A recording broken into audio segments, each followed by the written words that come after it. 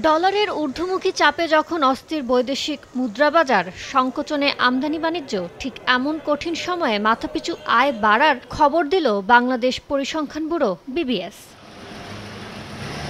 সংস্থাটি ২০২৩-২৪ অর্থবছরের সাময়িক হিসাব বলছে, চলতি ২০২৩-২৪ অর্থবছরে দেশের মাথাপিছু আয় দাঁড়িয়েছে $২,৭৮৪ মার্কিন ডলারে, যা গত ২০২২-২৩ অর্থবছরে ছিল $২,৭49, ২০২১-২২ অর্থবছরে ছিল $২,৭৯৩ ও ২০২০-২১ অর্থবছরে ছিল $২,৫৯১।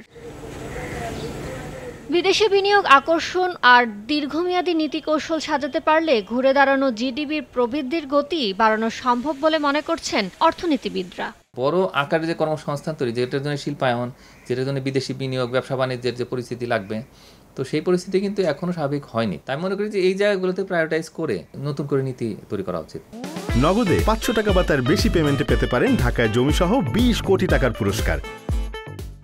ব্যয় সংকোচন নীতিতে চলার মধ্যে বিবিএস জানিয়েছে, চলতি অর্থবছরের শেষে বাড়বে মোট দেশজ উৎপাদন, জিডিপির প্রবৃদ্ধিও। তাদের মতে ২০২৩-২৪ অর্থবছরের জিডিপির প্রবৃদ্ধি হবে ৫.৮২%, যা ২০২২-২৩ অর্থবছরে ছিল ৫.৭৮%।